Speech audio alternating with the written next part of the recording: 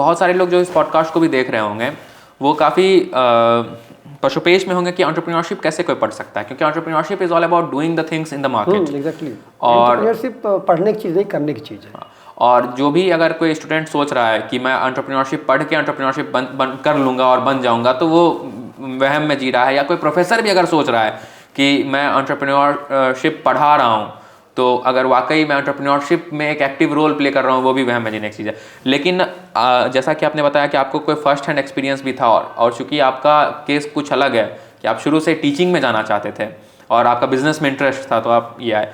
तो आपका एंटरप्रेन्योरशिप का अनुभव क्या था? आपने बोला कि आपने बिजनेस शुरू किया था, तो एग्जैक्टली हाँ, it was fertiliser business actually. इसी बारे में आप हमें क्लास में बता रहे थे। ओके। तो वो बिज़नेस था, मतलब ट्रेडिंग थी, फर्टिलाइज़र और पेस्टिसाइड लोग खरीद के बेचते थे किसानों को। तो प्रॉफिटेबल था, मतलब हमारा इंटरेस्ट भी था कि आगे उसको करें, पर फिर भी हुआ कि चलो पेपर फिर से पढ़ाई करते हैं। Then I focused again on study. लेकिन जो एक्सपीरियंस ये था कि कुछ चैलेंजेस आते हैं कई बार जो किताबें आपको पढ़ाती हैं। जैसे मैंने जो एक्सपीरियंस था वहाँ का, जब मैं बिजनेस कर रहा था पार्टनरशिप में ही सही, तो उस समय के जो चैलेंजेस हैं, चैलेंजेस जो लिखे जाते हैं किताबों में वो तो सेम है, लेकिन चैलेंजेस से निपटना कैसे है ये किताबों में नहीं लिखा जाता है। अब जैसे आप जा रहे हैं कि मान लीजिए आप लोन लेने जा रहे हैं अपने बिजनेस के लिए बैंक में, और वहाँ मतलब कोई जो आपके बैंक के मैनेजर हैं वो आपसे मांग रहे हैं, रिश्वत मांग रहे हैं। हाँ। अब उससे कैसे नहीं, तो मतलब सैद्धांतिक बातें जो आपको किताबें में लिख दी जाती है कि भाई ठीक है उनको रिपोर्ट करिए, एंटी करप्शन ब्यूरो जाइए, आप शिकायत कीजिए। तो जब तक आप शिकायत करेंगे, जब तक आपकी शिकायत की सुनवाई होगी, जब तक उनको कुछ मिलेगा, जब तक वो हटाया जाएगा मैनेजर या वापस कोई दूसरा आएगा, तब तो 10 साल लग जाएंगे। आप 10 साल तक वेट करेंगे? नहीं, बिल्कुल नहीं, हमें तो अभी चाहिए। जो बिजनेस या एंटरप्रेन्योरशिप में जो आपको रियल चैलेंजेस से कैसे निपटना है वो आपको किताबें सिखा नहीं सकती हैं। उसके लिए आपको जो है 1:1 ऐसे इंसान से सीखना होगा जिसने बिजनेस किया है। जो खाली लेक्चर दे रहा है मतलब यूनिवर्सिटी या कॉलेज में, वो काफ़ी नहीं है।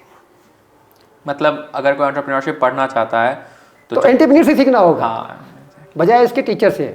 और मतलब अगर कोई सीखना चाहता है तो मतलब कॉलेज या यूनिवर्सिटी भी उनको भी चाहिए कुछ एंटरप्रेन्योर को सेशन कराएं, बजाय इसके कि सिर्फ वो कुछ 20-30% आप कह लीजिए कि जो प्रिंसिपल्स होते हैं मैनेजमेंट के वो उनको सिखा दीजिए, बट मेजर पार्ट जो है वो उनको एंटरप्रेन्योर से ही सीखने को मिलना चाहिए।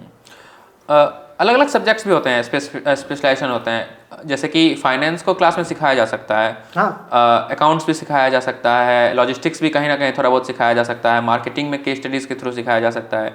लेकिन क्या आपको लगता है कि एंटरप्रेन्योरशिप इतना डायनेमिक, बहुत ज़्यादा चेंज है, तो उसको मतलब जैसा कि आपने बोला सुबह कुछ हो या शाम में कुछ है, रात में कुछ बदल जाएगा, फिर अगले दिन सुबह कुछ और हो जाएगा। हाँ, बिल्कुल बिल्कुल। काफ़ी डायनेमिक चीज़ है। जैसे आप एंटरप्रेन्योरशिप मतलब क्या है कि आप अपॉर्चुनिटी एग्जिस्ट कर रही है, आप उसको टैप करेंगे,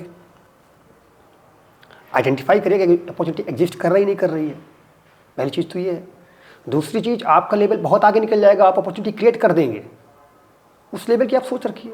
भाई ये इनोवेशन जो है, आप बार बार कहने की इनोवेशन लाना चाहिए। इनोवेशन है क्या? अपॉर्चुनिटी क्रिएट करना।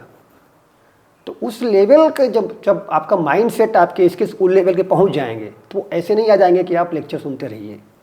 नहीं, आप क्रिएटिविटी जो आपके अंदर इन्वाइब करनी है, वो क्रिएटिविटी जो है सिंपली मतलब लेक्चर सुन लेने से नहीं आ जाएगी। जब तक आप एक्सपोज नहीं होंगे मार्केट को।